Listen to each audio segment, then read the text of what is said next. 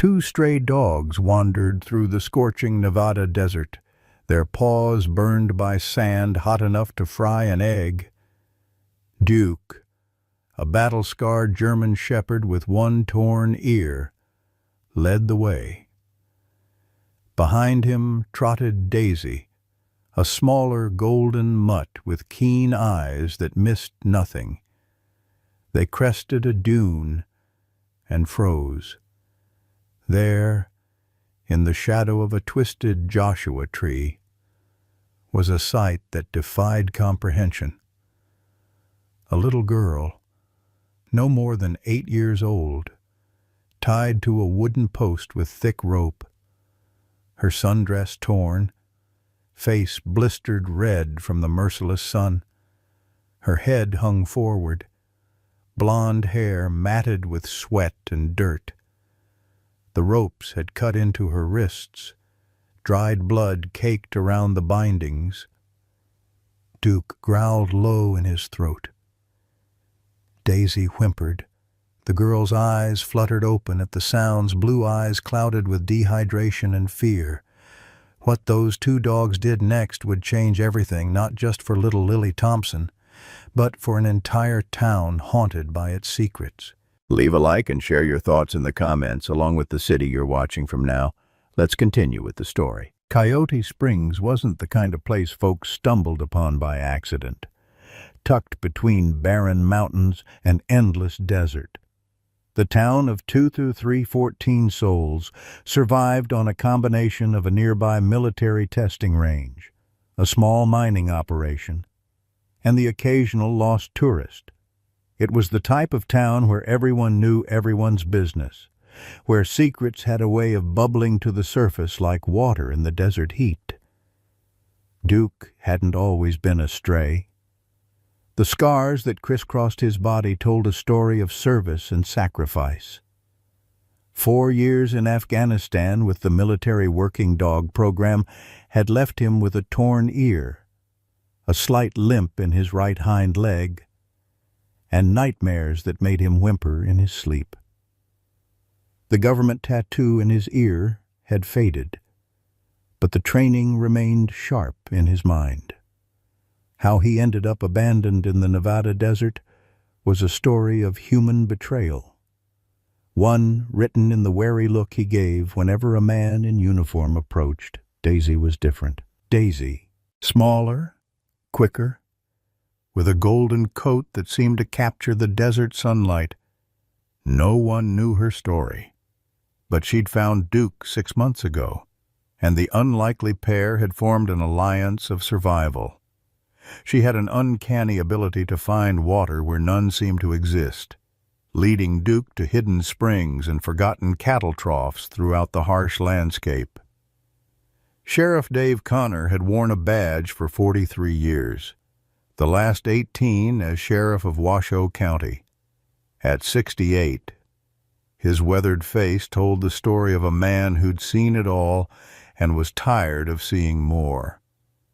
3 weeks from retirement, he'd been looking forward to fishing at Lake Tahoe and forgetting the darkness he'd witnessed. The disappearance of Lily Thompson changed all that. Dr. Sarah Thompson had moved to Coyote Springs 5 years ago, establishing a practice specializing in PTSD treatment for military veterans. As the only mental health professional for 50 miles, she'd become an essential part of the community. Her daughter Lily, a bright-eyed second grader with her mother's intelligence and her absent father's blonde hair, was beloved by everyone who met her. Mason Blackwood had returned from his 3rd tour in Afghanistan with medals for valor and demons no one could see. Dr. Thompson had been treating him for severe PTSD for almost a year. No one suspected he would be capable of what happened next. The night Lily Thompson disappeared started like any other Tuesday in Coyote Springs. Sarah Thompson had worked late at her clinic, counseling a group of veterans until just after 8. When she arrived home, the babysitter, Mrs. Abernathy, from 3 doors down, reported that Lily had finished her homework, eaten her dinner, and gone to bed without complaint. Sarah paid the elderly woman and locked the door behind her, exhausted from a day of absorbing other people's trauma. At 2:17 a.m., the security system chimed softly as the back door opened. Sarah, deep in sleep, didn't hear it. The figure that moved through the darkened house knew exactly where to step to avoid the creaking floorboards. He wore black tactical gear and moved with military precision, his breathing controlled through a practiced technique taught to Special Forces operators to manage fear and adrenaline. Mason Blackwood stood in the doorway of Lily's bedroom for a full minute, watching the rise and fall of her small chest beneath her galaxy-patterned comforter. His hands trembled slightly, the only outward sign of his internal conflict. He'd respected Dr. Thompson. In their sessions, she'd been the first person who seemed to understand the horrors that lived in his head. But then he'd seen the files on her computer, the reports she was preparing to submit. She was going to expose everything. He couldn't allow that. "It's to protect her," he whispered to himself, a mantra he'd repeat many times over the coming days. "She'll be safer with me until it's over." Lily barely stirred as he gently wrapped her in the blanket and lifted her from the bed. The chloroform was only a precaution, pressed lightly over her mouth when her eyelids began to flutter. By the time Sarah Thompson woke at 6:45 a.m. to prepare Lily's lunch, her daughter was already 20 miles into the desert. 3 days earlier, during their weekly session, Dr. Thompson had noticed something different about Mason. His usual tense posture had been replaced with an eerie calm. When she'd probed about his weekend activities, he'd smiled, a rare expression on his usually guarded face. "I went back to the old testing site," he'd said. "Place is abandoned now. Peaceful.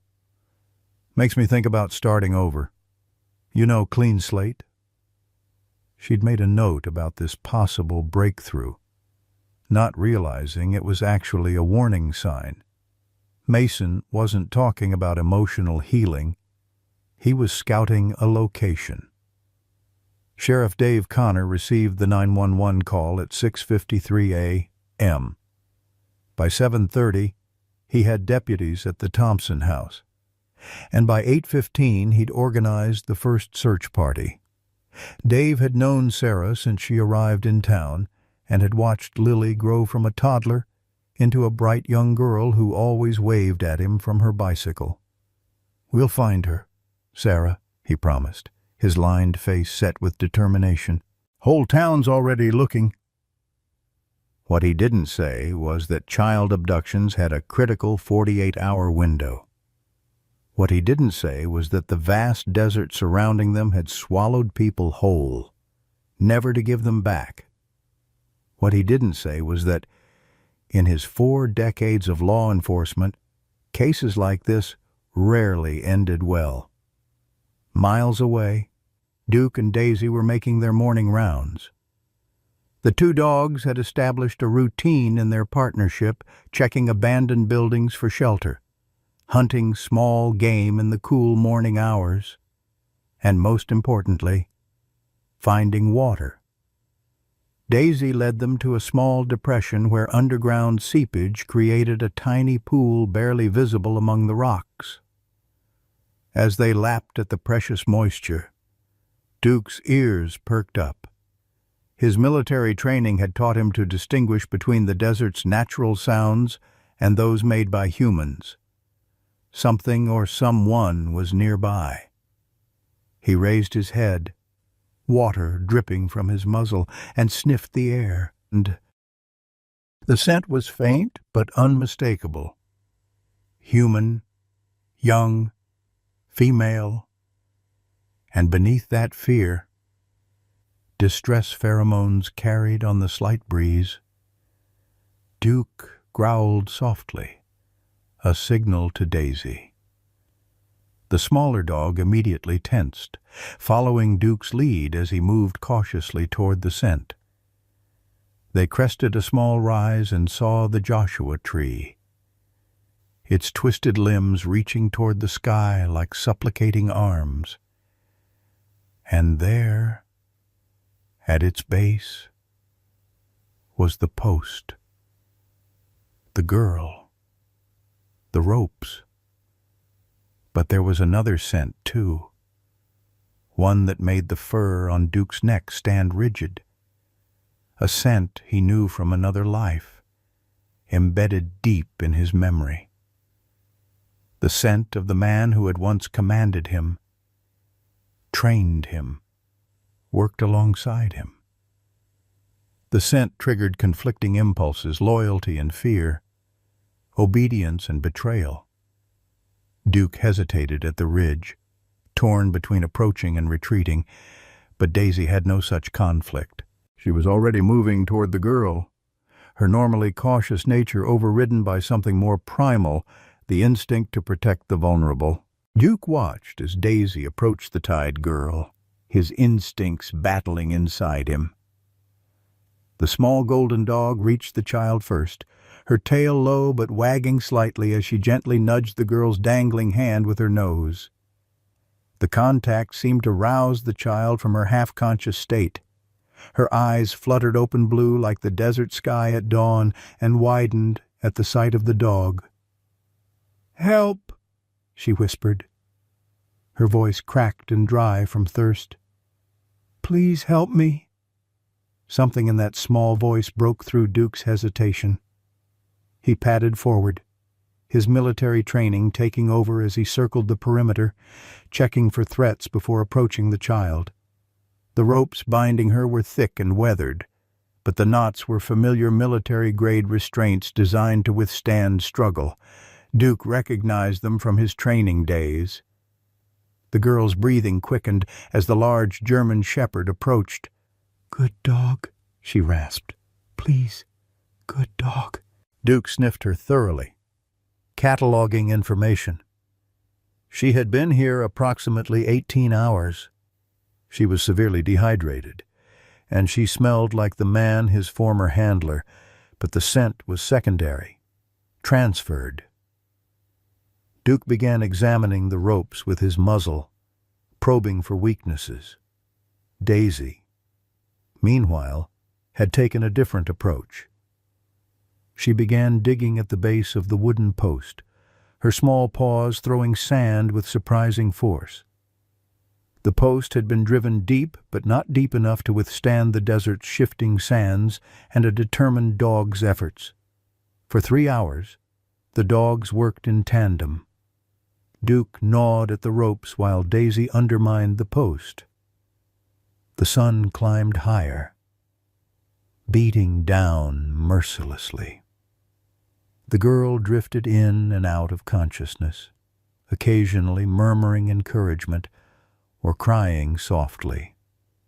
By midday, Duke had frayed one of the main restraints, and the post had begun to lean precariously as Daisy hollowed the sand beneath it. With a final powerful tug from Duke, the weakened rope snapped. The sudden release caused the girl to fall forward, but Duke positioned himself to break her fall, her small body collapsing against his fur. The remaining ropes were still attached to her wrists, but she was free from the post. "Thank you," she whispered, burying her face in Duke's coarse fur. "Thank you." Duke allowed this for a moment before gently pulling away. They were still in danger. The man, his former handler, would return. They needed water, shelter, movement. Daisy seemed to understand, nudging the girl's arm and pulling her toward the direction they had come from. The girl tried to stand but stumbled immediately, her legs weak from being forced to stand for so long. "I can't," she cried, fresh tears cutting tracks through the dust on her cheeks. Duke moved beside her, lowering his body in clear invitation. The girl hesitated, then carefully draped herself over his broad back, clutching his fur with rope-burned hands. He rose slowly, bearing her slight weight with ease. Daisy took the lead, heading not back the way they had come, but east, toward a place only she seemed to know. In town, Sheriff Dave had organized the largest search party Coyote Springs had seen in decades. 60 volunteers combed the neighborhoods while deputies used four-wheelers to search the desert's edge. Dave himself drove slowly down each street, his experienced eyes scanning for anything out of place. It was on Cedar Lane that he spotted it, a small purple backpack, half hidden in a drainage ditch. His heart sank as he recognized the unicorn patch on its front pocket. He'd seen Lily wearing it just last week as she skipped home from school. "All units," he spoke into his radio, his voice steady despite his growing dread. "I've got Lily's backpack at Cedar and Mesquite. Look sharp. People." Back at the Thompson house, Sarah sat at her kitchen table with 2 FBI agents who had arrived from Reno. Her normally composed professional demeanor had crumbled, leaving her pale and shaking as she answered their questions. "Can you think of anyone who might want to harm you or your daughter?" asked Agent Garcia, a compact woman with sympathetic eyes but a no-nonsense tone. Sarah shook her head, then stopped. "My patients. I work with veterans with severe PTSD. Some have violent tendencies, but they're in treatment precisely to manage those impulses." "Any particular patient you've had difficulties with recently?" asked the second agent, a tall man named Bryce. Sarah's mind flashed to her last session with Mason Blackwood. The odd calm, the talk of the abandoned testing site, the way he'd looked at her computer when she stepped out to get coffee. "Mason Blackwood," she said slowly. "He's former Special Forces. He's been having paranoid episodes, believing the government is monitoring him through me." She paused. "And, oh God, I have files on my computer. Research I've been compiling on military personnel who developed PTSD after certain classified operations. Mason might have seen them." The agents exchanged glances. "We'll need everything you have on Blackwood," said Garcia. "Now." Miles into the desert. Daisy led Duke and his precious cargo to a miracle, a small natural spring hidden among rocks. Sheltered from the sun by an overhang, the water trickled down, creating a shallow pool barely larger than a dinner plate. But it was clean and cool. Duke lowered himself carefully, allowing the girl to slide off his back. She crawled to the water, too weak to show restraint, but Duke gently blocked her, pushing her back with his muzzle. Too much water too quickly would make her sick. He allowed her to wet her cracked lips, then stopped her again. Patience, small amounts. Survival basics he'd learned in his military training. "My name is Lily," the girl whispered as she sat back, understanding the dog's intentions. "My mom is probably really scared right now." At the mention of Mom, Duke's ears perked up. He remembered the woman who smelled like this child, the woman his handler had watched, the woman in the photographs. As Lily slowly rehydrated, she began to remember more clearly. "The man came into my room. He said he was saving me, that Mom was in danger." Her brow furrowed. "He said he was my mom's friend, that bad people were coming for us." Duke stood alert, scanning the horizon. They couldn't stay long. The man would be tracking them, and Duke knew better than most how good his former handler was at tracking. The desert held secrets, like a miser hoards gold reluctantly and deep beneath the surface. As afternoon stretched toward evening, Lily dozed fitfully in the shadow of the rock overhang, her small body curled against Duke's solid warmth. Daisy maintained vigilant watch, her keen eyes scanning the shimmering horizon for movement. Duke's mind, more complex than most humans would credit, worked through their predicament with military precision. The girl needed medical attention. She needed proper shelter and food. But moving across open terrain in daylight would expose them to the man's searching eyes. Better to wait for dusk, when the desert's heat would relent and shadows would provide cover.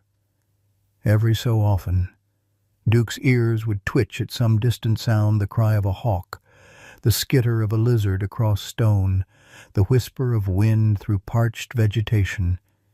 Each time, his muscles tensed, ready to defend the child who now depended on him. The irony wasn't lost on him. Once he had been equally loyal to the man who had tied her here, in Coyote Springs.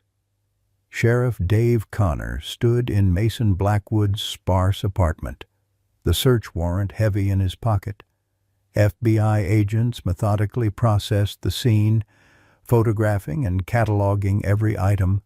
The place was military neat bed made with hospital corners, dishes washed and stacked with precision, books aligned by height on the single bookshelf. "Sheriff, you might want to see this," Agent Garcia called from the bedroom. Dave moved through the small apartment, his arthritic knee protesting after hours of searching. On the bedroom wall, carefully arranged in a grid pattern, were dozens of photographs. Dr. Sarah Thompson entering her office, Sarah at the grocery store, Sarah collecting mail from her box, and more disturbing photos of Lily at school, at the playground, asleep in her bed taken through her bedroom window.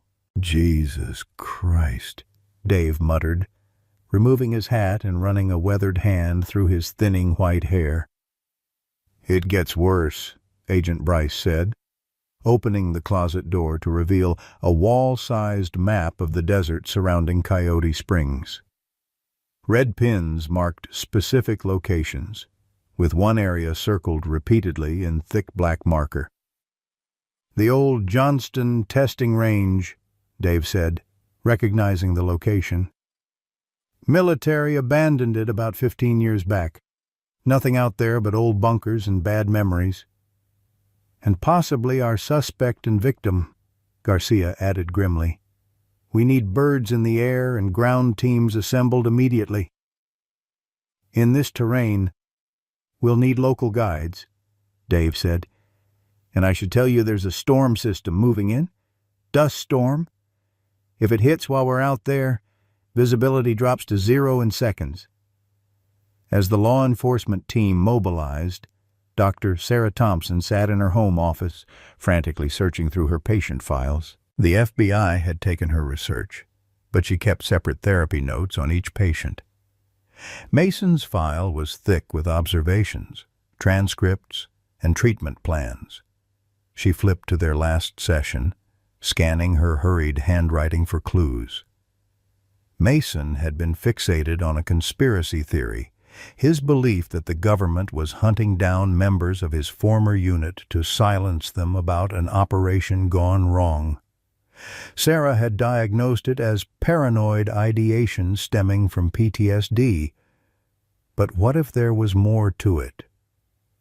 Her eyes fell on a passage she'd underlined. "Patient expressed concern for my safety, states, they know you're digging into this, and your research will put a target on your back. Insisted, they're watching your house." Sarah's blood ran cold. Mason hadn't taken Lily out of malice in his broken mind. He was protecting her, which meant he wouldn't harm her intentionally. But his paranoia made him unpredictable and dangerous. nonetheless. She grabbed her phone and dialed Sheriff Dave, back in the desert.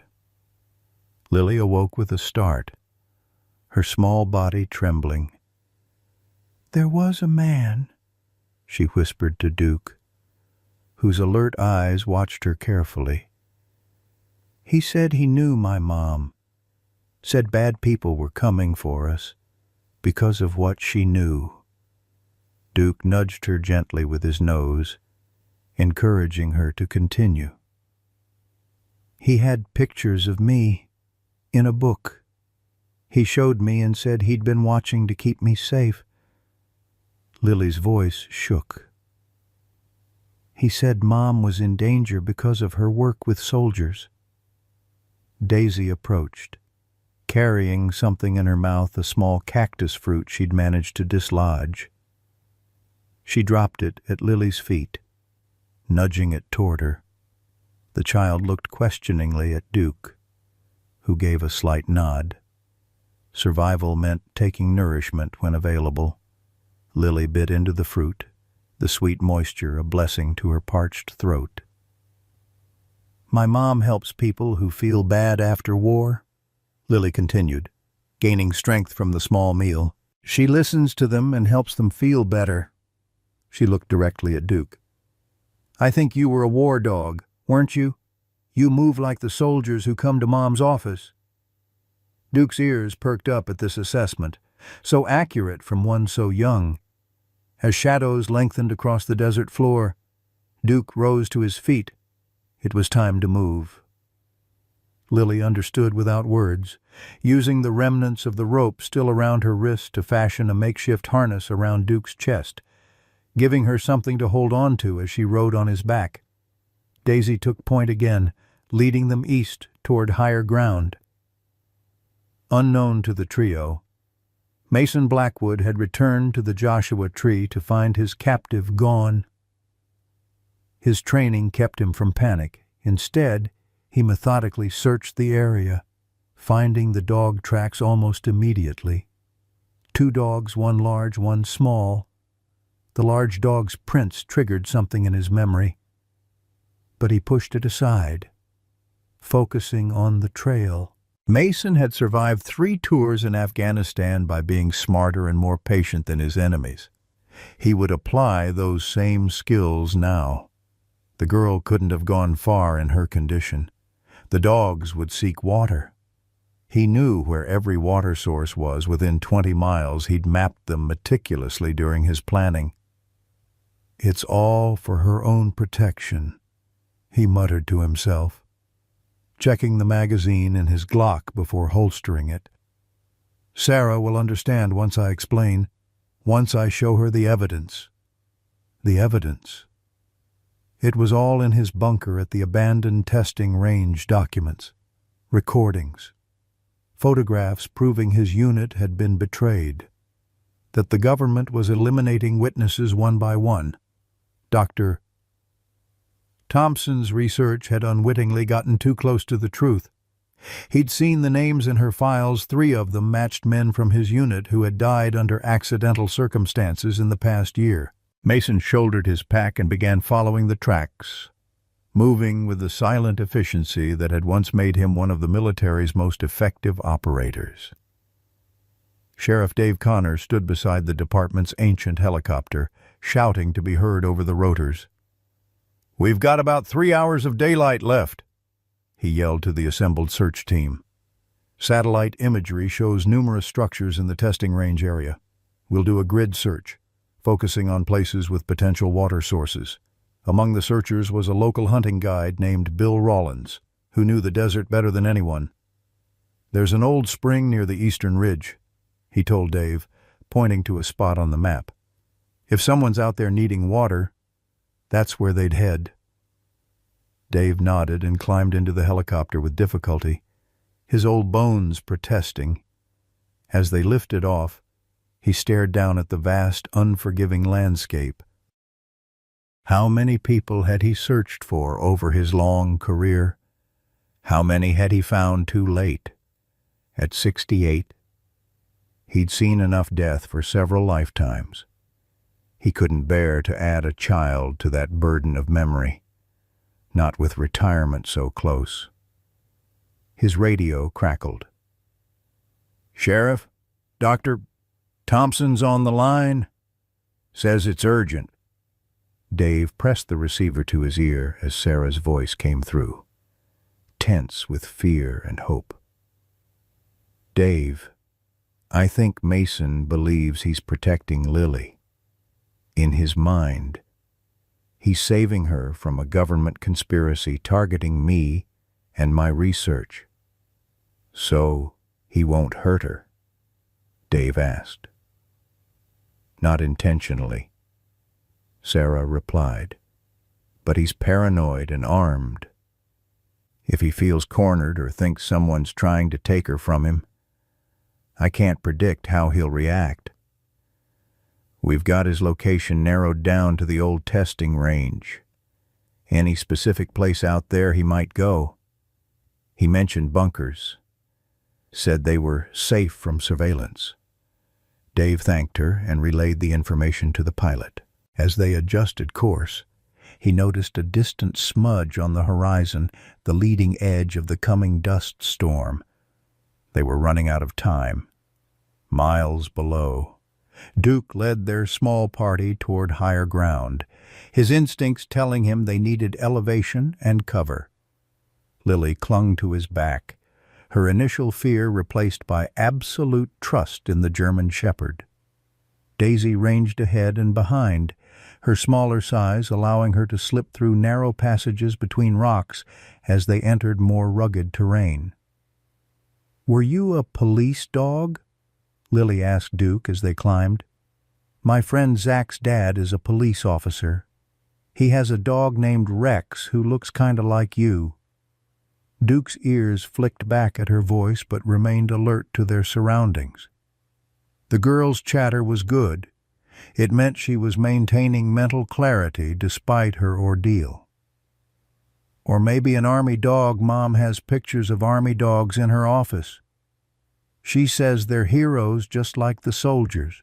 At this, Duke paused momentarily, a memory surfacing training fields, obstacle courses, the proud day he'd received his tactical vest.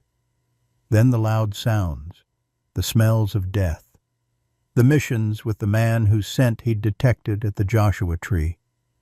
They crested a ridge as the sun touched the western horizon, painting the desert in gold and crimson. Below them stretched a complex of concrete structures, the abandoned testing range.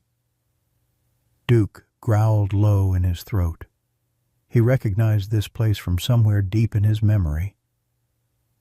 Daisy barked softly, drawing their attention to movement below a lone figure moving methodically through the complex, checking buildings one by one, even from this distance. Duke recognized the man's distinctive gait.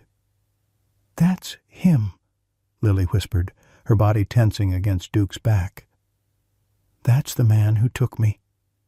Duke backed away from the ridge, keeping them out of sight.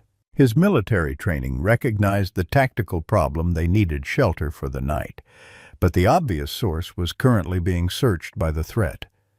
They would need to circle around, find an approach from another direction, perhaps locate an overlooked structure.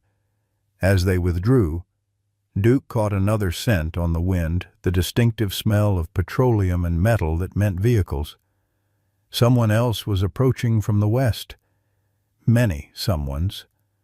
The search party's convoy kicked up dust as it approached the testing range, traveling in tight formation. In the lead vehicle, Bill Rawlins guided the FBI agents through the maze of access roads. Sheriff Dave's helicopter circled overhead, using the last of the daylight to scan the complex from above. "Movement at the main admin building," the pilot's voice crackled over the radio. "Single adult male, armed." Dave peered through binoculars. "That's Blackwood. No sign of the girl." Agent Garcia keyed her radio. "All units hold position. Subject is armed and believed to be experiencing paranoid delusions."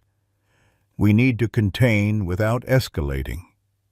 The convoy halted a mile from the complex as tactical teams prepared to deploy. Dave's helicopter pulled back to an observation position, conserving fuel. "Storm's getting closer," the pilot warned, nodding toward the massive wall of dust now clearly visible on the horizon. 30 minutes, maybe less," Dave nodded grimly. "Get us back to the convoy. If that storm hits, I don't want to be in the air." As the helicopter banked away, none of them noticed the small group moving along the eastern ridge, a large dog carrying a child, accompanied by a smaller dog picking their way carefully toward an isolated bunker half buried in the hillside. Duke had recognized the bunker from his training days, a forgotten storage facility, its entrance concealed by years of sand and scrub brush. It had been used occasionally for scent-tracking exercises. If his memory served, it contained a single room with one entrance, defensible and secure. Daisy squeezed through first, checking for dangers or other occupants. Finding none, she returned, and Duke guided Lily to dismount. The girl crawled through the narrow opening, followed by Duke, who barely fit through the gap.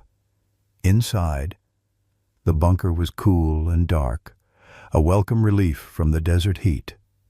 Lily collapsed against the concrete wall, exhaustion finally overtaking her. "Are we safe here?" she whispered. Duke circled the small space, his inspection thorough. The bunker had been undisturbed for years.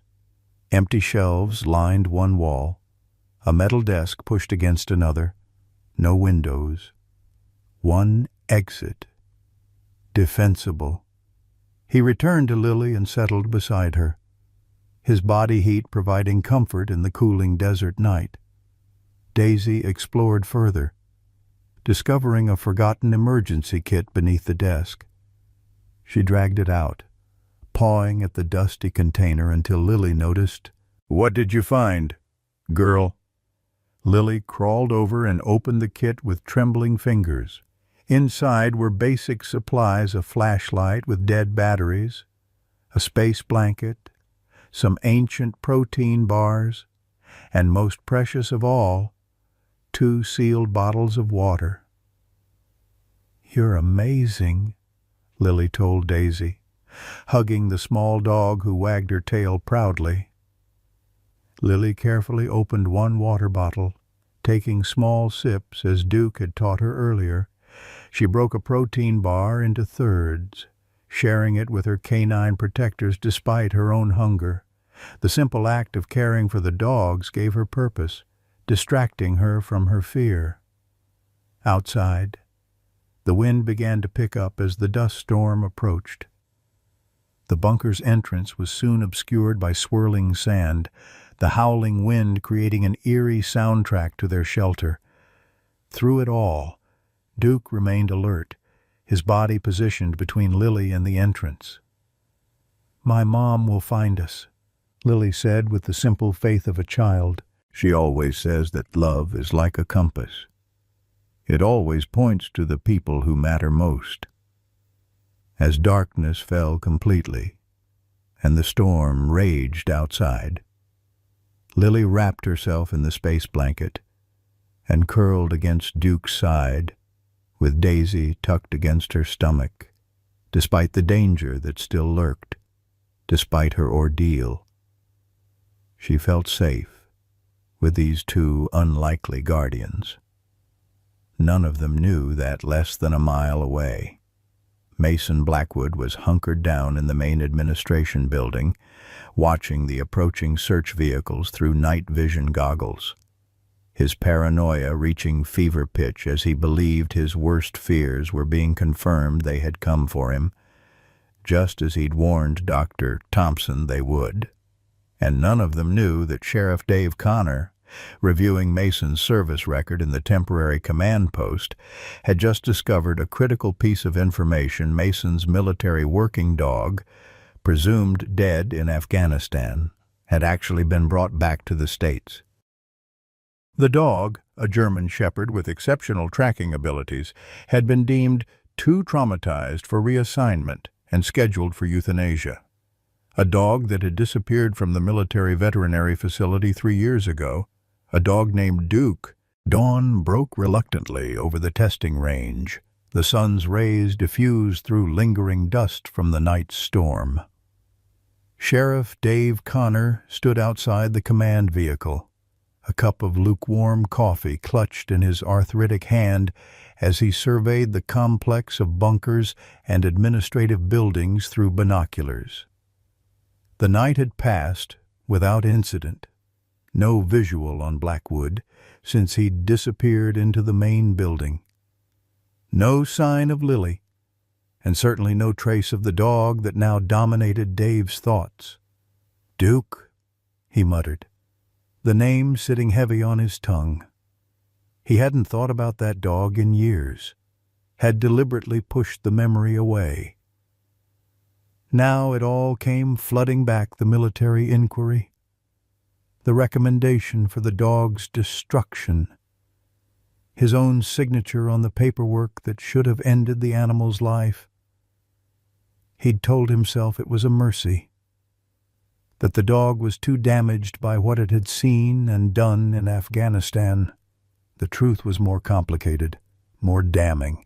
Sheriff Agent Garcia approached, her tactical gear dusty from the storm. Thermal imaging from the drone pass shows only one heat signature in the main building, adult-sized, presumably Blackwood. No sign of the girl. Dave nodded, his weathered face betraying nothing of his inner turmoil. He's got her somewhere else, maybe one of the outlying bunkers. We're preparing to move in on Blackwood. With the storm past, visibility is good enough for our snipers to cover all exits. Hold off, Dave said, surprising himself almost as much as the FBI agent. Mason's paranoid, but he's not stupid. If he feels cornered, there's no telling what he'll do. Let me try talking to him first. Garcia frowned. Sheriff, with all due respect, hostage negotiation is— I knew his father. Dave interrupted, the lie coming easily. And I've known Mason since he was a boy. He might listen to me. After a moment's hesitation, Garcia nodded. You get 10 minutes, but you wear a vest and you stay in sniper coverage at all times. As Dave prepared, Dr. Sarah Thompson arrived at the perimeter, having convinced the FBI to bring her to the scene. Her eyes were red-rimmed from crying, but her professional demeanor had reasserted itself. Any sign of Lily? She asked Dave, her voice tight with controlled fear. Not yet, but we will find her. He hesitated, then added, There's something you should know. Mason's former military working dog, the one he handled in Afghanistan, might be out here too. Sarah's brow furrowed. A dog? What does that have to do with Lily? Maybe nothing. But the dog was reported missing from a military facility 3 years ago, presumed dead. His name is Duke, a German shepherd with specialized training in tracking and protection. Dave couldn't meet her eyes. If he's alive, if he's out here, he might lead us to Lily. In the hidden bunker, Lily awoke to find Duke already alert, his ears pricked toward the entrance where early light filtered through the narrow opening. Daisy sat beside him, her small body tense with shared vigilance. The storm had passed, leaving drifted sand partially blocking their shelter's entrance. "Are they still out there?" Lily whispered, wrapping the emergency blanket tighter around her shoulders. The desert nights were as cold as its days were hot. Duke turned to look at her, his intelligent eyes seeming to assess her condition. She had slept fitfully, whimpering in dreams that Duke had soothed by pressing closer, offering his warmth and solid presence. Now, in the growing light. He could see that her condition had deteriorated. Her lips were cracked despite the water they'd found, her skin pale beneath its sunburn. He needed to get her to safety soon. The water wouldn't last another day, and the protein bars had been barely enough to maintain her strength. Daisy seemed to understand, nudging the remaining water bottle toward Lily with her nose. Lily drank sparingly, saving half the bottle. "We should go soon," she said, her voice stronger than it had been the previous day. "My mom will be looking for me. Maybe those helicopters yesterday were searching for us." Duke returned to the entrance, carefully poking his head out to survey their surroundings. The testing range sprawled below them, and in the distance, he could see many vehicles gathered near the main administrative building. His keen eyesight picked out figures moving with tactical precision. A search operation. But between their bunker and those vehicles was the man Mason. Duke could see him now, moving between buildings, checking sight lines, a rifle slung across his back. Even at this distance, Duke recognized the body language. Mason was in full combat mode, seeing threats in every shadow. Duke withdrew into the bunker, his decision made. They couldn't risk approaching the search team directly. They would have to circle around, wide around, avoiding Mason's position completely.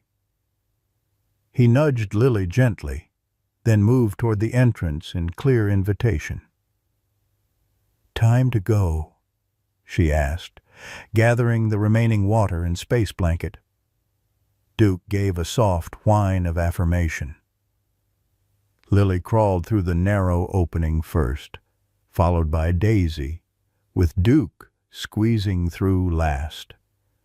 The morning air was still cool, a small mercy as they began picking their way down the eastern slope of the ridge, using the terrain for concealment, moving away from the testing range rather than toward it. Duke led them south, his plan to circle wide and approach the search teams from a direction Mason wouldn't expect. Lily rode on his back when the terrain allowed, but walked beside him when the path grew too steep or narrow, one hand clutching the makeshift harness she'd fashioned from her bonds. Near the main building, Sheriff Dave approached with deliberate, unhurried steps, his hands visible, his voice calm and steady as he called out, "Mason, it's Sheriff Connor. I'm coming in to talk." Just talk. Movement at a second-floor window, the barrel of a rifle appearing briefly before withdrawing. Then Mason's voice, tight with suspicion. "That's far enough. Sheriff, what do you want?"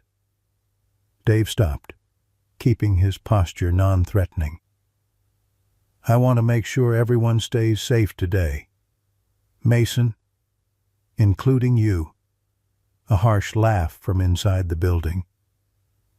"Little late for that, isn't it? I can see the tactical team surrounding the building. You think I don't recognize an execution when I see one coming? Nobody's here to hurt you, son. We just want to find Lily and bring her home safely." Dave took a calculated risk. "Her mother's here. Mason, Dr. Thompson is worried about both of you." Silence stretched for several long seconds. Then, "Sarah's here. Why would you bring her into danger? Because she understands you're not trying to hurt anyone. She knows you believe you're protecting Lily." Another careful step forward. "Why don't you come out and talk to her? Explain what you found, what you're afraid of." "It's not that simple." Mason's voice had shifted, uncertainty creeping in. "They're watching. They've been watching all along." "Who's watching, Mason?" "The same people who killed Jenkins and Rodriguez. The same people who tried to bury what we did over there." Mason's voice grew more agitated. 3 men from my unit, dead in accidents within a year. I'm next, and they'll kill anyone who knows too much, including Sarah and Lily. Dave processed this, recognizing the paranoid pattern but also noting the names real people, real deaths. There might be something to Mason's fears, buried beneath the layers of paranoia. So, where is Lily now? Is she safe? A long pause. She was. I had her somewhere secure, but she's gone now. Dave's heart sank. Gone how? Mason. Something took her. In the night, during the storm, I went to check on her and she was gone. The ropes were chewed through. Mason's voice cracked. I've been searching, but there are mountain lions out here. Coyotes. Dave fought to keep his voice steady. Mason, I need you to listen to me very carefully. We have reason to believe Lily might be with a dog, a German shepherd. Does that mean anything to you? The silence that followed was profound. When Mason finally spoke, his voice was barely audible. Duke is dead. He died in Afghanistan. No, son. Duke was brought back stateside. He was at the veterinary facility at Carson. That's not possible. They told me he was killed in the same ambush that... Mason stopped abruptly. You're lying. Trying to distract me. I'm not lying. Mason, I saw the paperwork myself. Dave took another step forward. Duke disappeared from the facility 3 years ago.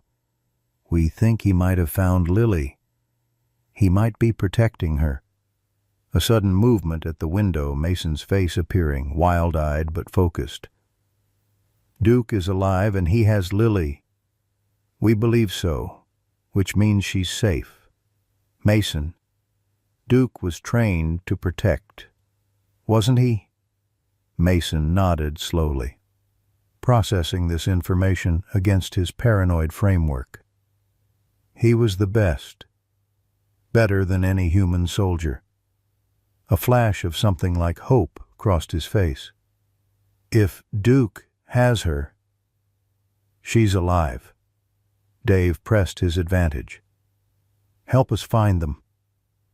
Mason, for Lily's sake, for Duke's sake. 2 miles south. Duke led their small party across a dry stream bed, moving at Lily's pace, which had slowed considerably as the sun climbed higher. The girl's strength was fading despite her determination.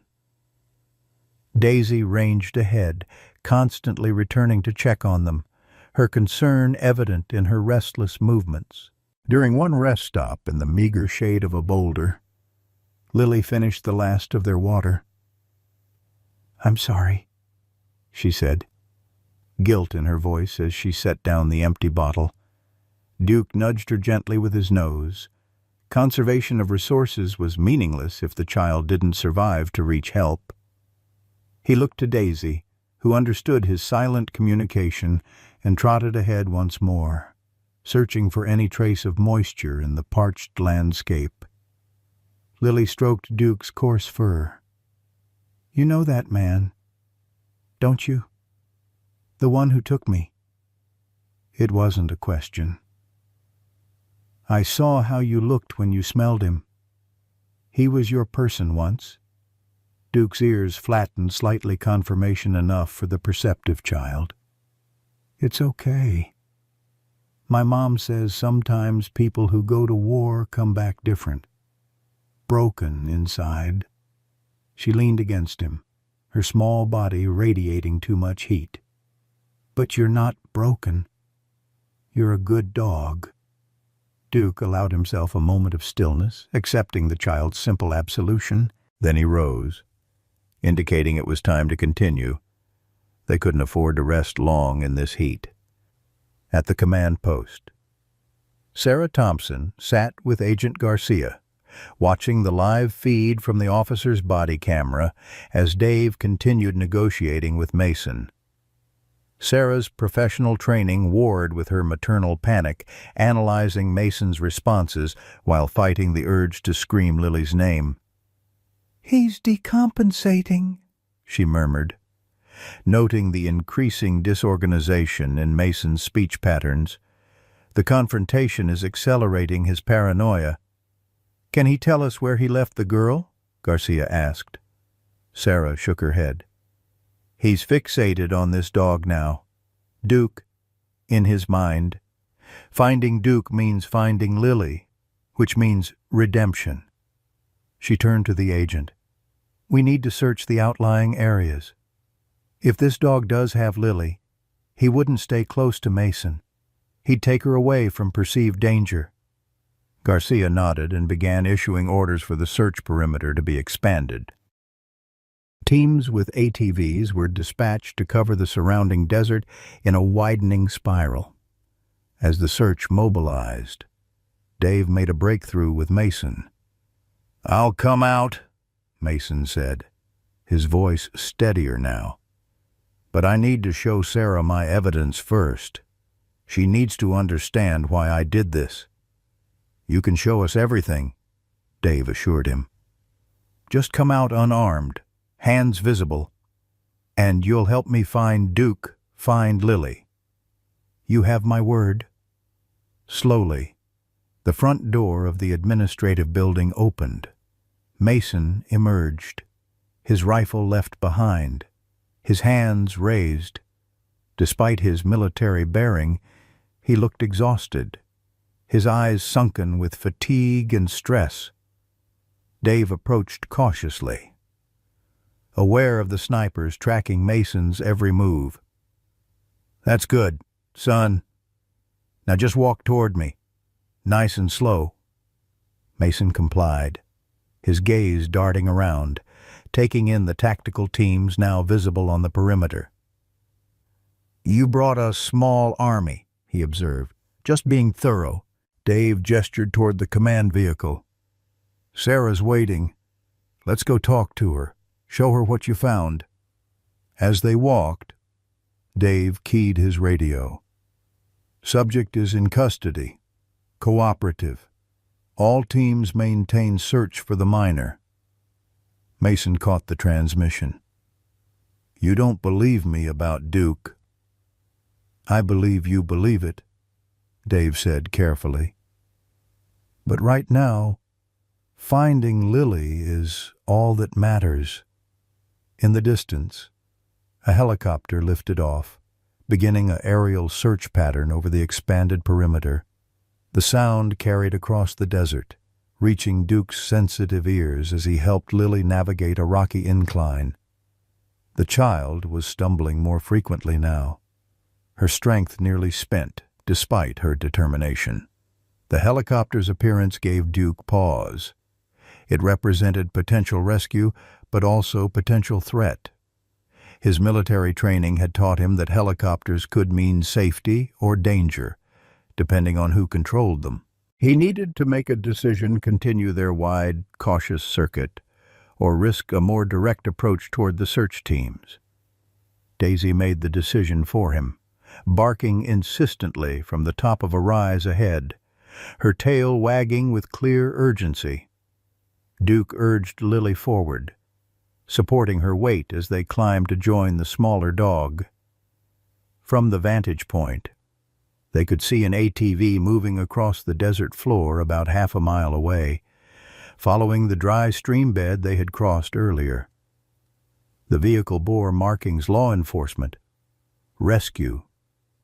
Duke barked, a sharp, commanding sound that carried in the clear desert air. Daisy joined in, their combined voices creating a beacon of sound. On the ATV, a searcher paused, turning toward the noise. Through binoculars, the officer spotted them a large German shepherd, a smaller dog, and between them, a small figure waving weakly. "Command, this is Search Team 3, the officer radioed, excitement evident even through the static. "I have visual confirmation of a child with 2 dogs on the southern ridge. Coordinates following. Child appears to be alive. Repeat. Child appears to be alive." At the command post, Sarah Thompson collapsed into a chair as the news came through, tears streaming down her face. Beside her, Mason Blackwood stood rigid, a complex mixture of emotions crossing his features: relief, vindication, and dawning horror at what his paranoia had wrought. "Duke found her," he whispered. "He kept her safe."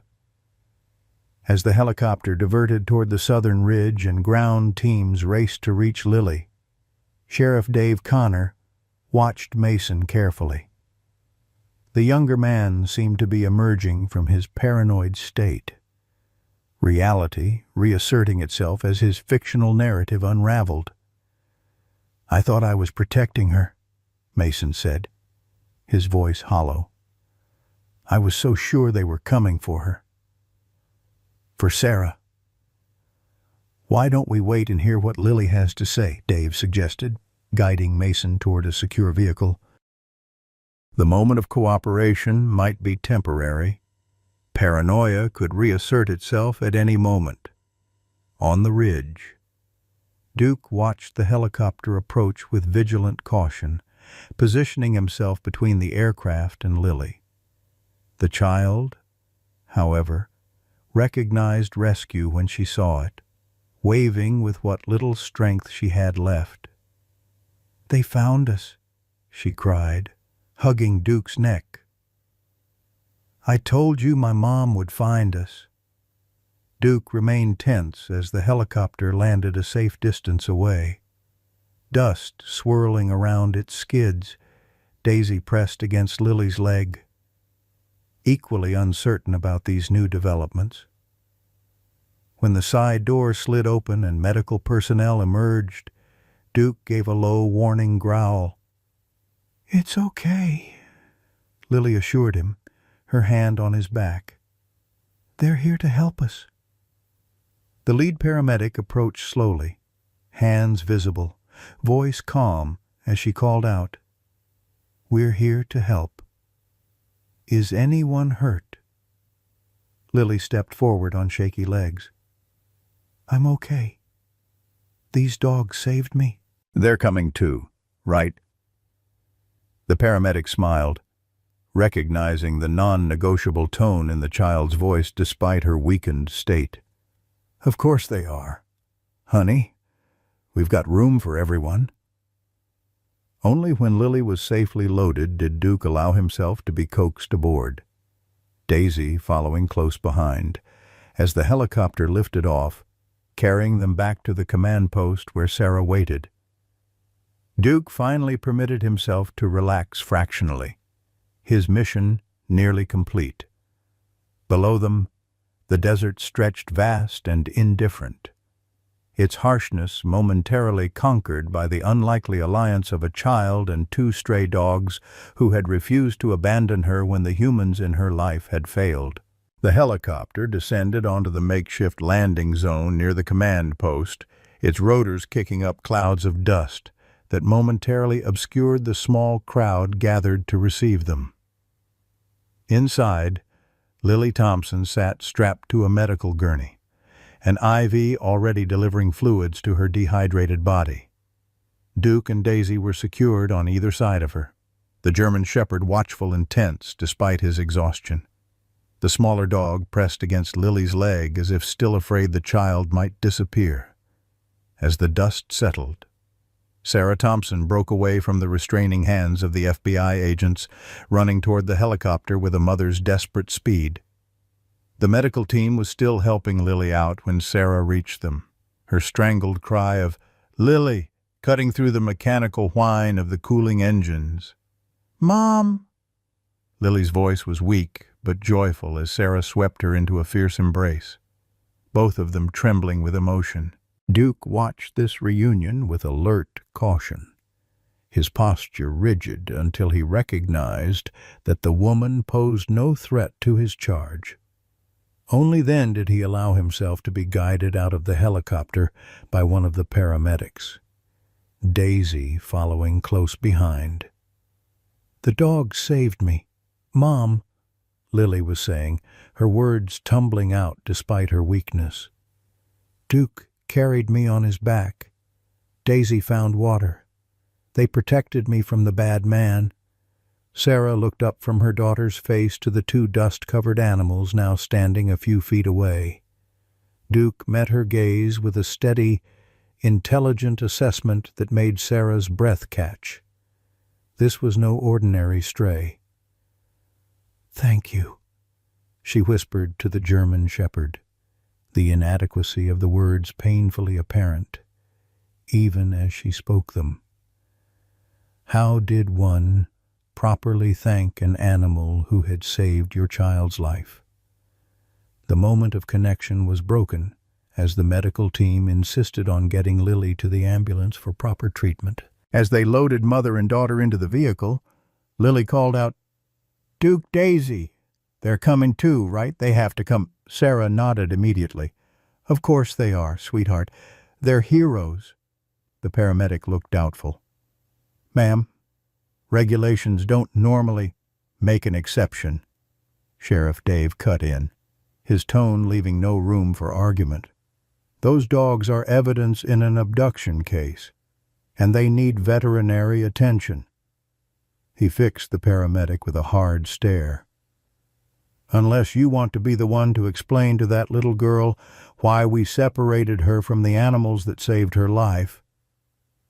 The paramedic relented, and Duke and Daisy were helped into the ambulance alongside Lily, the German shepherd immediately positioning himself where he could maintain watch over both the child and the rear doors.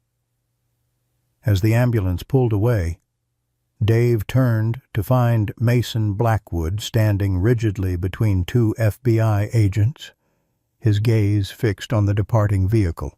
The younger man's face was a battlefield of emotions, relief warring with confusion, reality crashing against the paranoid constructs of his mind. "Duke is alive," Mason said, his voice hollow with disbelief. "All this time. They told me he was killed in action." Dave felt a twist of guilt in his gut. The military decided he was too traumatized for reassignment. They classified him as a danger. Mason's eyes snapped to Dave's face, sudden clarity cutting through his mental fog. It was your signature on the euthanasia order." His voice hardened. "I saw it in the files I accessed. You ordered him destroyed."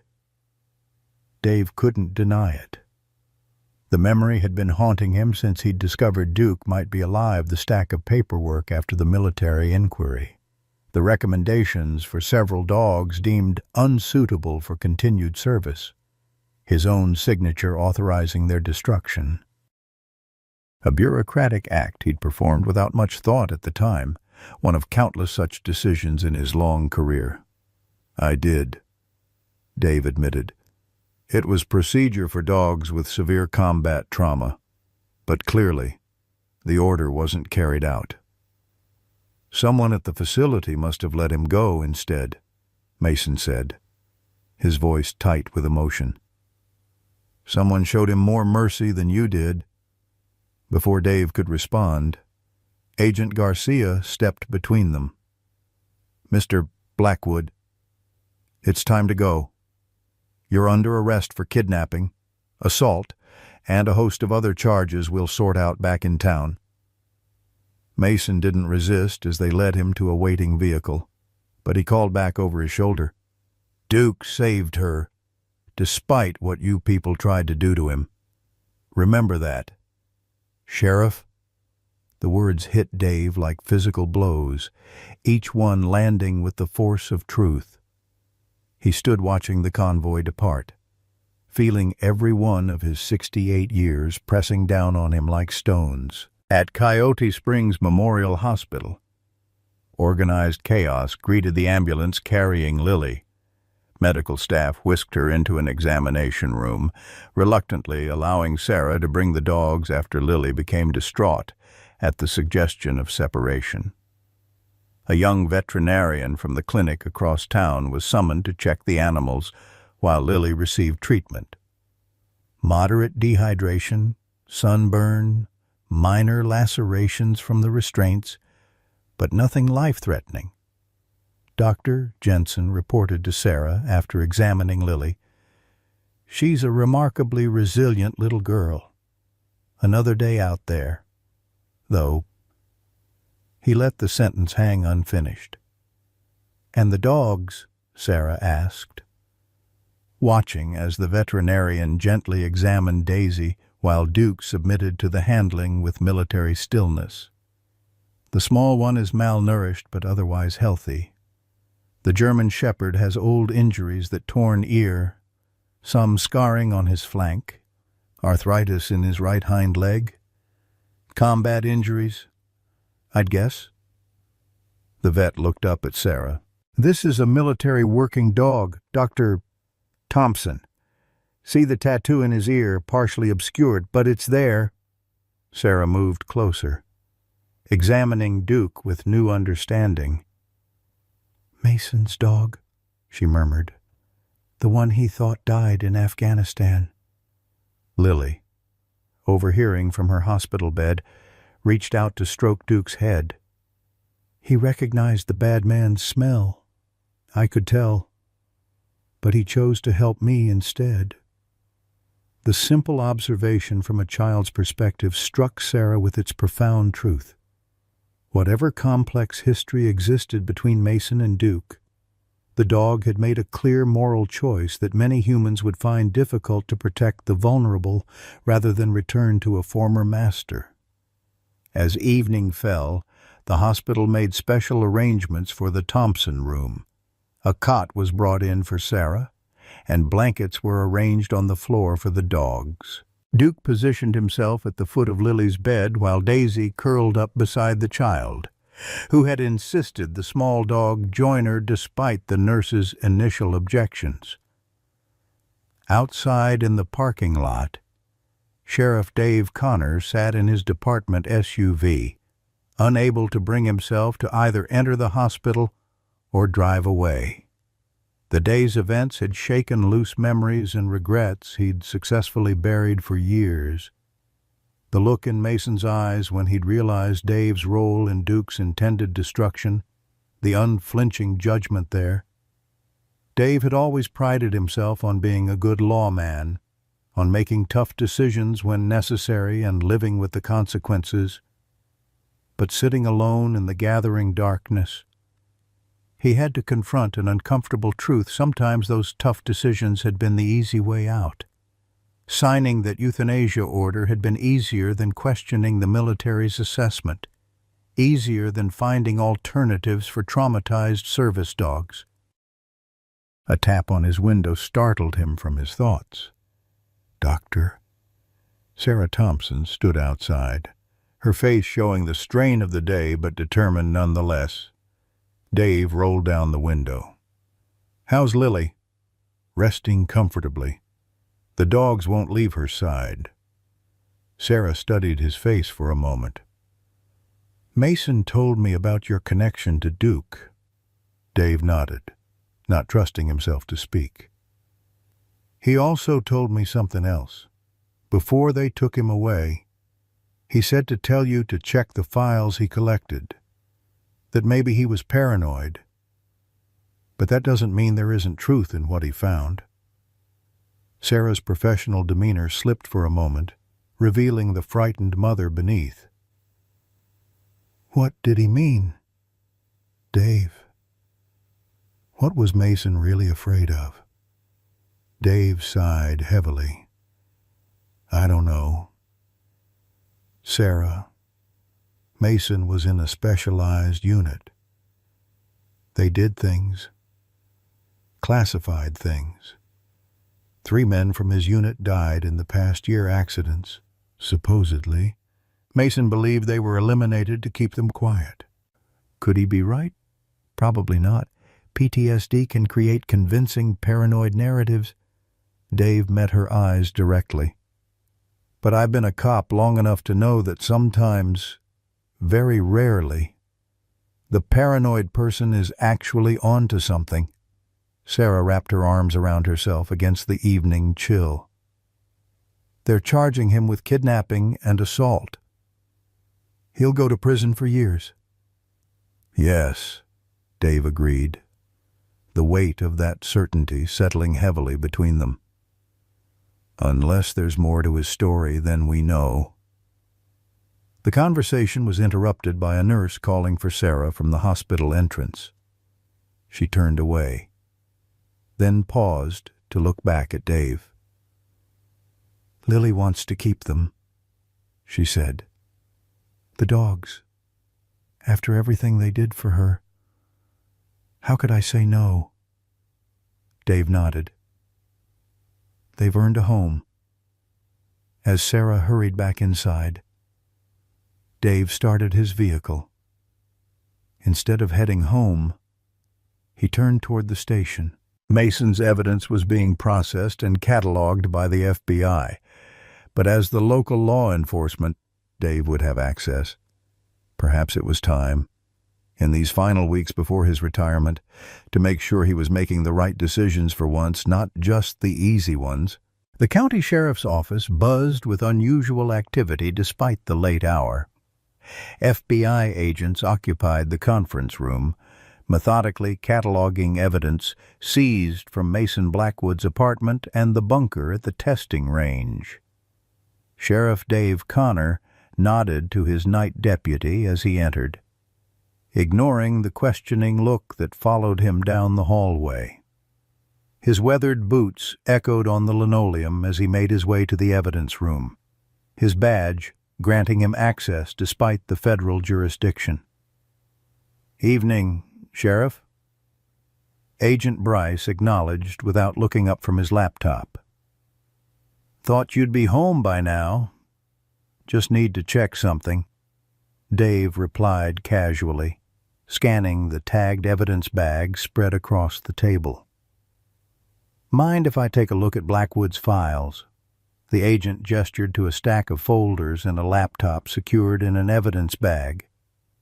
"Knock yourself out. We've made copies of everything for our analysts." Dave settled into a chair, his arthritic knee protesting after the long day. He began with the physical files, methodically examining documents Mason had collected over the past year. Military incident reports with suspicious redactions, newspaper clippings about the deaths of former service members, medical examiner reports with conflicting conclusions. At first glance, it looked like the classic wall of conspiracy, the kind of collection that suggested paranoia rather than genuine discovery. But as Dave continued reading, patterns emerged that gave him pause. 3 men from Mason's unit had indeed died within 18 months, 1 in a single-car accident on an empty road, 1 in a house fire ruled as probable arson, and 1 from an apparent self-inflicted gunshot wound despite no history of depression. All 3 deaths had occurred within weeks of the men meeting with a journalist who was investigating private military contractors. Dave reached for the laptop, breaking the evidence seal with a silent apology to procedure. The password prompt stared back at him mockingly until he tried the obvious Duke and found himself granted access. Mason's digital files were more extensive than his physical collection, including recorded phone conversations, military records obtained through clearly unauthorized channels, and a carefully constructed timeline connecting seemingly unrelated events. One folder labeled simply Sandstorm contained after-action reports of an operation in Afghanistan that had gone catastrophically wrong. The official account described an ambush by insurgent forces resulting in civilian casualties. But Mason had obtained witness statements from Afghan locals that told a different story: a night raid on the wrong target, an overzealous private contractor opening fire without provocation, American military personnel forced to join the engagement under false information. Dave's blood ran cold as he read further. The operation had been jointly conducted by regular military forces and a private security firm called Cerberus International.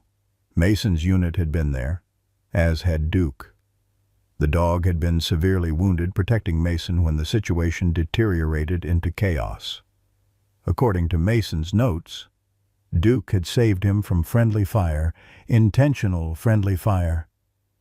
The most damning evidence was an audio file, recorded surreptitiously during a meeting between Mason and another unit member, Staff Sergeant Jenkins, 3 weeks before Jenkins died in that single car accident. "They're cleaning house, man," Jenkins' voice crackled through the laptop speakers. "Anyone who was there that night, anyone who knows what really happened, Williams got approached last month, offered a security job with Cerberus at triple his military salary if he'd sign their NDA. Next thing you know, he's telling everyone the official story like he believes it." "What about the investigation?" Mason's voice responded. "What investigation?" Bitter laughter. "The one being run by a colonel who's joining Cerberus's board next year. That investigation, it's a whitewash, and you know it." Dave sat back, rubbing his tired eyes. Mason's paranoia suddenly seemed less delusional and more like the justified fear of a man who had stumbled onto something dangerous. But what did this have to do with Sarah Thompson and her daughter? The answer came in the final folder, labeled Thompson Research. Sarah, it seemed, had been conducting a study on PTSD in veterans who had participated in operations with high civilian casualties. Her academic research had led her to interview several members of Mason's former unit, asking questions that came dangerously close to exposing the truth about Operation Sandstorm. Mason had been monitoring her computer through malware installed during one of his therapy sessions, watching with growing alarm as her research unwittingly connected the dots he had already discovered. In Mason's twisted but internally consistent logic, taking Lily had been a desperate attempt to protect both mother and daughter from the same people who had eliminated his comrades. He believed that by creating a crisis focused on a kidnapping, he would divert attention from Sarah's research while keeping Lily safe from potential harm. Dave closed the laptop slowly, the weight of what he'd discovered settling heavily on his conscience. Mason Blackwood was disturbed. Yes, traumatized by war and the betrayal of those he'd trusted. But he wasn't entirely wrong. There were powerful people with significant reasons to want certain truths to remain buried, and Sarah Thompson had unknowingly been digging in dangerous ground. "Find anything interesting?" Agent Garcia's voice startled him. She stood in the doorway, arms crossed, her expression unreadable. Dave considered his options carefully. Garcia was FBI, part of the system Mason distrusted. But she had also shown genuine concern for Lily's welfare throughout the search operation, prioritizing the child's safety over a quick arrest. "Mason isn't completely delusional," Dave said finally. "There's something here about an operation gone wrong in Afghanistan. Civilian casualties covered up, witnesses silenced, private military contractors called Cerberus International." Garcia's posture changed subtly, a barely perceptible stiffening that Dave might have missed if he hadn't spent decades reading people's body language. "Cerberus is a major defense contractor with high-level clearances," she said carefully. "Making accusations against them would require extraordinary evidence." "Which Mason appears to have been collecting," Dave replied, watching her reaction closely. 3 members of his unit died under suspicious circumstances after speaking to a journalist. All were present at an operation called Sandstorm. Garcia was silent for a long moment. "I need to make a call," she said finally, turning to leave. "Garcia," Dave called after her. "Dr. Thompson's research was getting close to the same information. That's why Mason took Lily in his mind. He was protecting them both." The FBI agent paused in the doorway. "I'll take that into consideration," she said without turning around. "Don't leave town, Sheriff." After she departed, Dave sat alone in the evidence room, contemplating the magnitude of what he'd uncovered. If Mason was right, if Cerberus International was indeed eliminating witnesses to protect itself from accountability for war crimes, then both Mason and the Thompsons might still be in danger. And Duke, who had been present at Operation Sandstorm, who had been scheduled for euthanasia afterward despite his heroic service record. Suddenly, the dog's fate seemed connected to something much darker than standard military procedure. Dave's phone vibrated with an incoming call. "Sarah Thompson." "Dave," her voice was tight with controlled fear. "There are men outside the hospital. Men in suits. They're claiming to be from the Department of Defense, saying they need to debrief Lily about her abduction. Something doesn't feel right." Dave was already on his feet, moving toward the exit. "Don't let them near Lily. Get hospital security to your room immediately. I'm on my way." "There's something else," Sarah added quickly. "Duke won't let anyone into the room. He's standing guard at the door. And Dave, he looks ready to attack anyone who tries to enter. It's like he knows something's wrong." "Smart dog," Dave muttered. "Stay put. 20 minutes. As he hurried to his vehicle, Dave made 2 calls, one to his most trusted deputy, instructing him to send officers to the hospital immediately, and another to a number he rarely used, belonging to a federal judge who owed him a favor from a case years ago. "Judge Hawkins, Dave Connor, I need an emergency protective order, and I need it now. At Coyote Springs Memorial Hospital. Lily Thompson slept fitfully, the trauma of her ordeal manifesting in small whimpers and twitches. Daisy remained curled beside her on the bed, responding to each sound of distress with gentle nuzzles. Duke maintained his vigilant position at the door, his posture rigid with alertness despite his exhaustion. Sarah sat in the chair beside the bed, one hand resting protectively on her daughter's arm, the other clutching her phone after the call with Dave. Through the small window in the door, she could see the men in the hallway, 3 of them, with the unmistakable bearing of military or law enforcement, their bland suits failing to disguise their purpose. Hospital security had responded to her call, but after examining the visitors' credentials, had informed Sarah that they appeared to be legitimate Defense Department officials. She had refused them entry regardless, citing Lily's medical condition and emotional fragility. The men had retreated to the nurses' station, but hadn't left the floor. "What do they really want?" Sarah whispered to herself, her analytical mind racing through possibilities. If Dave's suspicions about Mason's evidence were correct, if her research had indeed been approaching sensitive information about military operations, then these men might not be here to debrief Lily at all. Duke's ears perked up at a sound in the hallway. His low growl rumbled like distant thunder, causing Sarah to stiffen in alarm. Through the window, she saw one of the suited men approaching, hospital security nowhere in sight. "Dr. Thompson," the man called through the door. "We really must insist on speaking with you and your daughter. This is a matter of national security." "My daughter is sleeping," Sarah replied firmly. "She's been through a traumatic ordeal and needs rest. I've already given my statement to the FBI. This goes beyond a simple kidnapping.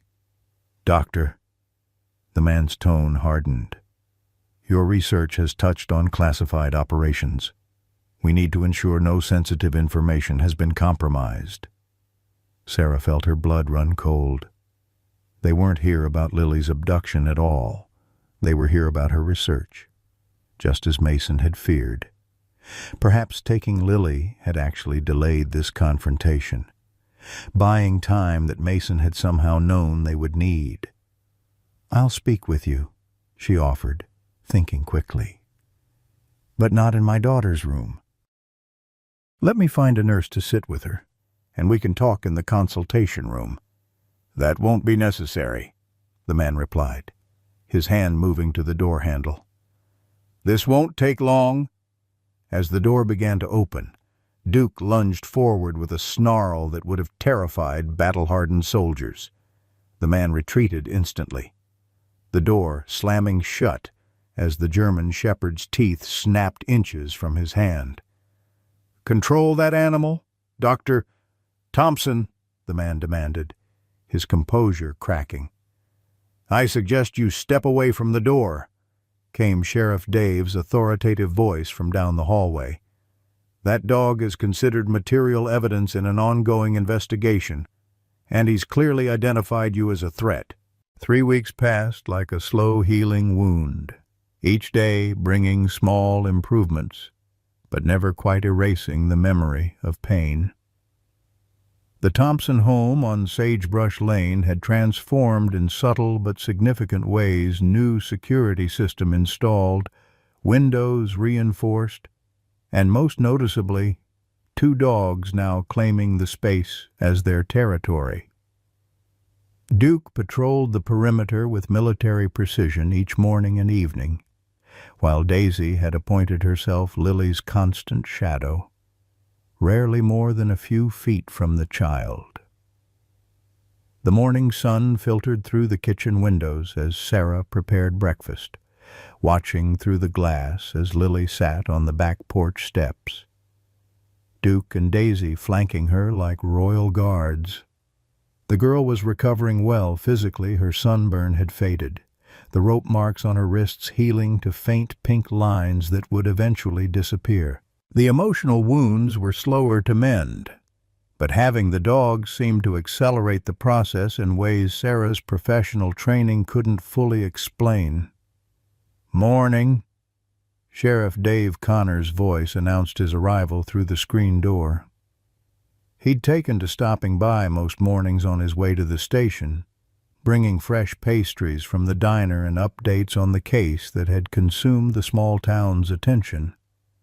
"Coffee's fresh," Sarah replied, gesturing to the pot as Dave settled his aging frame at the kitchen table.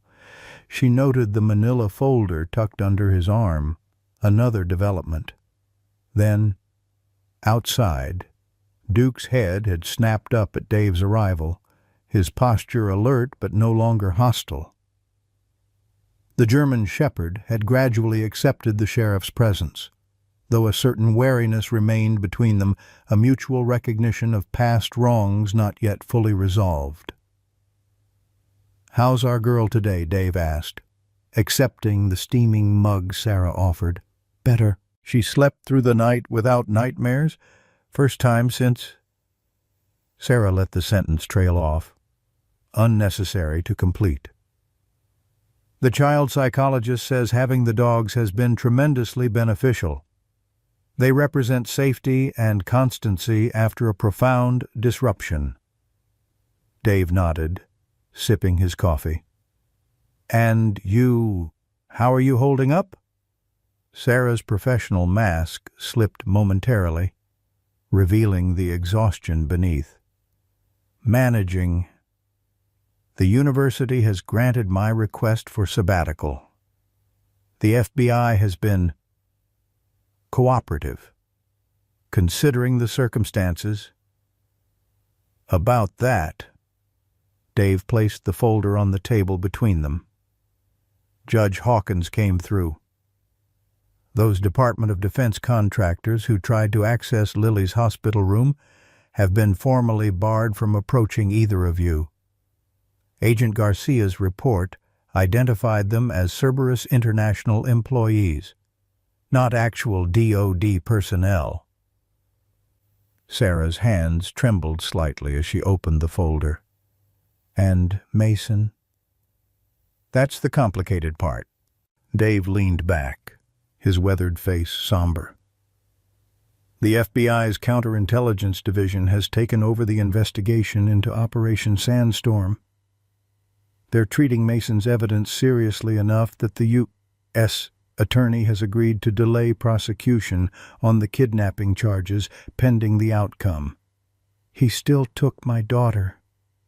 Dave, Sarah said, her voice tight with the conflict between intellectual understanding and maternal outrage.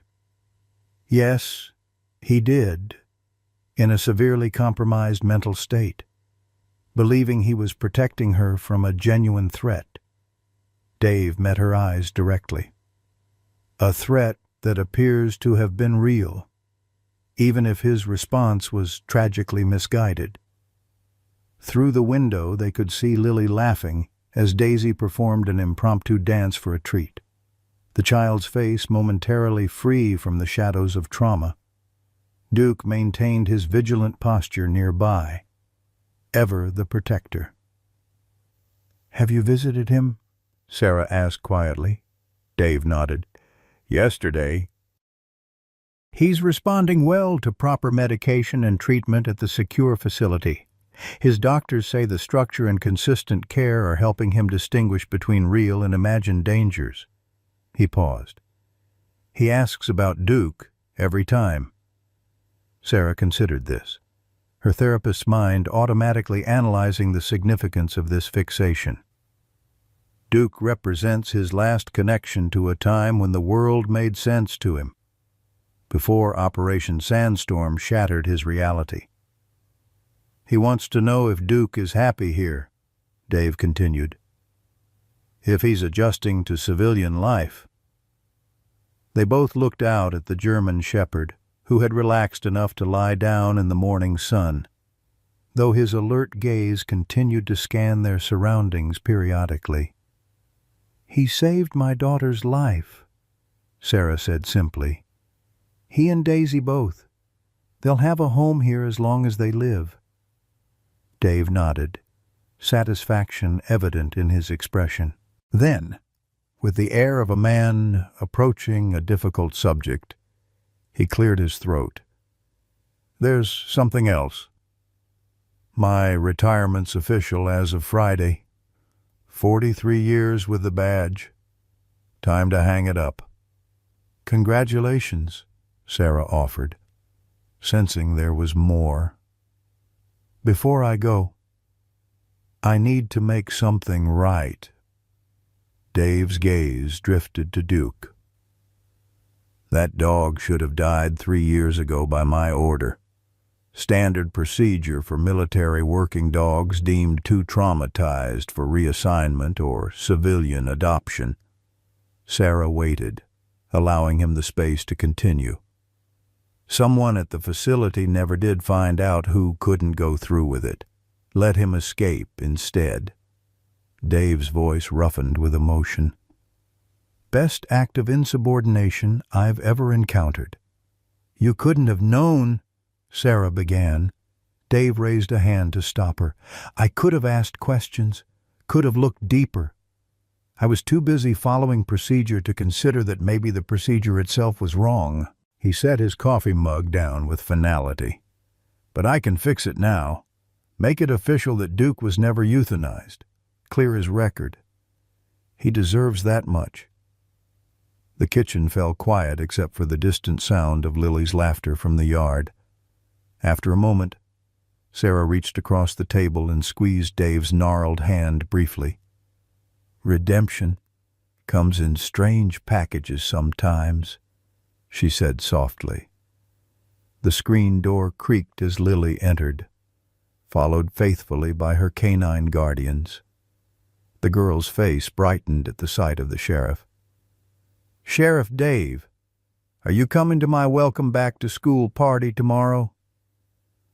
"Wouldn't miss it for the world, Miss Lily," Dave replied, his stern features softening as they always did around the child. "I hear you're giving a special presentation." Lily nodded enthusiastically. "About Duke and Daisy. Mom helped me make a poster showing how they rescued me. Everyone at school wants to meet them." "The principal made a special exception to allow the dogs to visit," Sarah explained. "Lily's classmates have been sending cards and drawings all month." Duke had positioned himself at Lily's side, his large frame steady as the girl casually leaned against him, a gesture of complete trust that spoke volumes about their bond.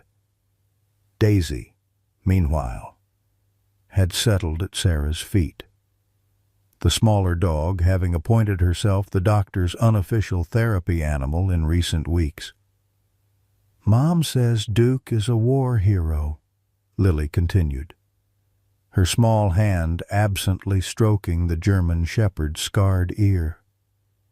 "Just like the soldier she helps. That's why he knew exactly what to do when he found me." Dave nodded solemnly. "That he is. Lily, one of the bravest I've ever known." "Is Mr. Mason going to get better?" Lily asked suddenly, her perceptiveness catching both adults off guard. Sarah exchanged a glance with Dave before answering carefully. "The doctors are helping him, sweetheart." "He was very confused and scared when he took you, but he's getting the help he needs now." Lily considered this with the straightforward logic of childhood. He was Duke's person before. Wasn't he Duke remembered his smell? "Yes," Sarah confirmed. "They served together in the war." "But Duke chose to help me instead of going back to him," Lily said, her expression thoughtful beyond her years. "Even though he was scared, too." Dave cleared his throat, emotion threatening to overwhelm his usual stoic demeanor. "That's what real heroes do, Lily. They make the right choice even when it's the hard choice."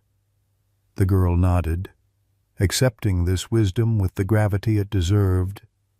Then, with the resilience of childhood, her mood brightened. "Can Sheriff Dave stay for pancakes? Mom, I want to practice my presentation for him." As Sarah agreed and began gathering ingredients, Dave watched the unlikely family unit before him, the dedicated psychologist mother, the remarkably resilient child, and the two stray dogs who had changed everything.